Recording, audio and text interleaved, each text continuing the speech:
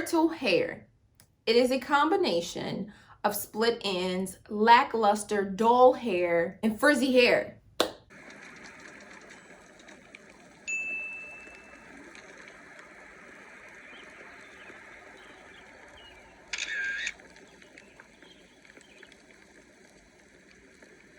What's up, you guys? Welcome back to my channel. If you're new here, I am April Sunny. Today, I just want to discuss brittle hair. Don't forget to subscribe to the channel. If you've enjoyed this video, make sure to give this video a big thumbs up and let's get started. During the treatment of your hair, you are going to have to be patient with your hair because nothing is built overnight, and if somebody's trying to sell you hair down your back that you can have overnight, you best believe it's not coming out of your scalp. Okay, so the first thing you're gonna have to do is have some patience with yourself and have some patience with your hair. Once your cuticle layer is open or cracked, it is prone to further damage. So what are some causes of brittle hair? You could be using the wrong shampoo, excessive heat styling, as we know, relaxers, as we know. You could have thyroid issues, iron deficiency, medications, poor nutrition, the weather. So it really seems like the odds are stacked against us. Of course, if you're having any issues with brittle hair and you know you're taking a lot of medications, definitely consult with your doctor. If you're smoking, and we all know smoking is not good for us. My mom is a smoker. She smokes cigarettes, but she doesn't smoke it excessively. So I do see it in her hair though. Her hair tends to be a bit more drier and a bit more brittle. And sometimes her skin could get a little dull. So when she's a little stressed and she's smoking cigarettes a little bit more, I notice the difference in her hair, skin, and nails. So I'm not trying to tell anyone what to do in that aspect. I tried to tell my mother, it didn't work. I ain't gonna try to tell nobody else, okay? What are some treatment options? I know I am the main one that's always talking about if it's damaged, cut it. If it's damaged, cut it. If it's damaged, cut it. I say it all the time. But sometimes cutting is not always the answer. Sometimes cutting is not always the answer unless it is beyond repair.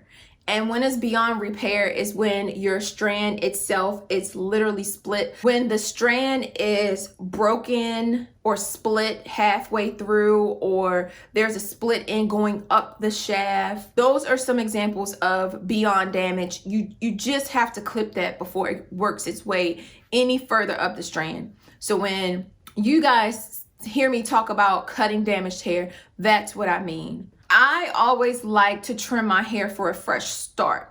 If my ends are see-through, that's not okay with me. I'm going to cut that. In other cases, use a moisturizing shampoo. They are your friend. Use a clarifying shampoo at least once a month. If you suffer with dry hair, use a moisturizing conditioner and use a reconstructive hair mask or deep conditioner. That will help you along on your journey. This is going to help try and bring your hair, restore it, bring it back to life. When you are rinsing out your deep conditioner or your hair mask, make sure you're rinsing your hair mask or deep conditioner out with cool or cold water. I'm not saying freeze yourself. The cold water will definitely help with making sure the moisture that was absorbed into your strands will stay. Once you are rinsed with the cold water, your hair will have a natural shine to it because your cuticle layer is laying flat and your strands can reflect the light. So it gives the appearance of shinier hair. A great way to help with your brittle hair as well is to up your antioxidant intake. A great way to do that is to drink a smoothie.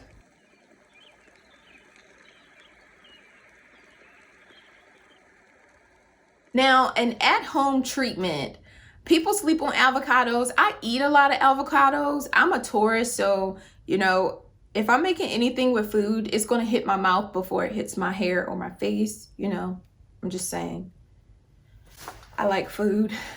But anyway, there is an avocado paste treatment that you can use for your brittle hair. You can smash up an avocado and add an egg. Avocados are rich in vitamins, essential fatty acids, and it restores the luster of your dry, brittle hair. Since it's winter time, you can always add a humidifier in your bedroom, and that will help bring moisture back into the air, helping your hair from becoming dry and brittle. I am a huge advocate of using hydrating oils for your porosity hair. Now, in the last relaxer talk, I only gave oil options for high porosity hair because chemicals can change the porosity of your hair. In some cases, it doesn't. It was a young lady who made mention that she is chemically relaxed and she still has low porosity hair. That does happen. That is very true. That does happen. Not for me, but my sister. Her cuticles lay very, very tight. And even when she got a relaxer, it did, relax her hair, but her hair was so strong and those cuticle layers lay so flat. She was still low porosity after getting her relaxer. I did make mention of some oils for high porosity hair, so I'm going to give you some for low porosity hair. Non-greasy hydrating oil that's pretty good, I think, is sunflower seed oil. So sunflower seed oil is great for itchy scalp. It's an anti-inflammatory. It also has vitamin E, A, C, and D in it. It's very effective health and beauty. You can use it on your skin as well. It helps prevent fine lines and wrinkles, sun damage, and it also helps collagen to remain, okay? So let's keep the collagen we have in our skin, okay? For your hair, let's go back to your hair. It's great for giving your hair a high sheen and controls frizz. That is sunflower seed oil for low porosity hair. Another oil that's actually pretty popular, but I've tried it and I cannot use it. At that time that I was trying to use it, I did not know the education behind catering to your hair's porosity. I wasn't catering to my hair's porosity. I was just grasping for anything that was going to help my hair. And jojoba oil is such a huge oil. Not everybody can use jojoba oil. Why? Because jojoba oil works great on low porosity hair. It contains vitamin E, B, zinc, copper. It's also a non-greasy oil. It's hyperallergenic and it has antioxidants in it. Very, very moisturizing. This is easily absorbed in the hair and skin. For your skin, it's also an anti-aging oil and it gives you a healthy glow. It even helps to even out your complexion. So again, jojoba oil and sunflower oil are great oils for your hair, and you can also use it on your skin. Again, this is for low porosity hair.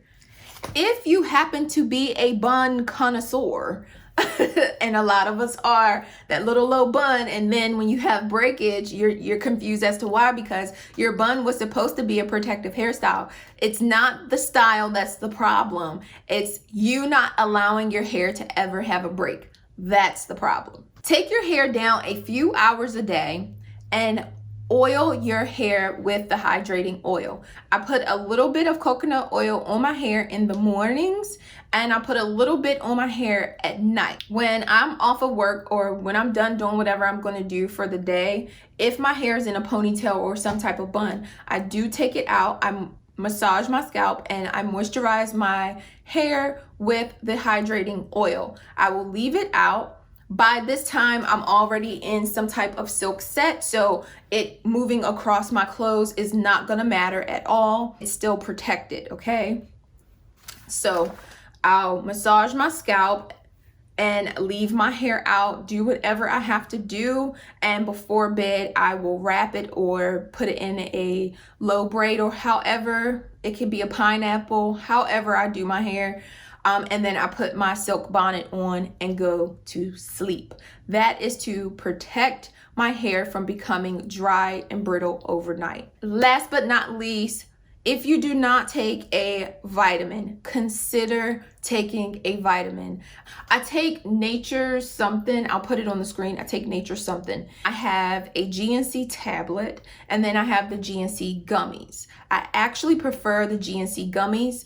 I take it first thing in the morning, and I take one right before I go to sleep. Now, this is just in my head. There's no science behind it. There's no scientific facts behind it. It's just something that I do.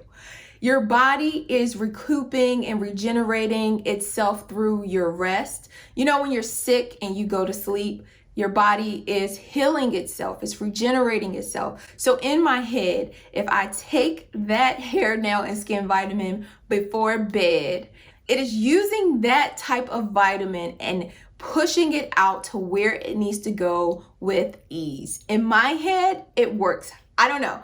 Comment down below when you take your vitamins and why. Maybe it's crazy, maybe it's not. It works for me. So thank you so much for watching this channel, you guys. And until the next time, be loved.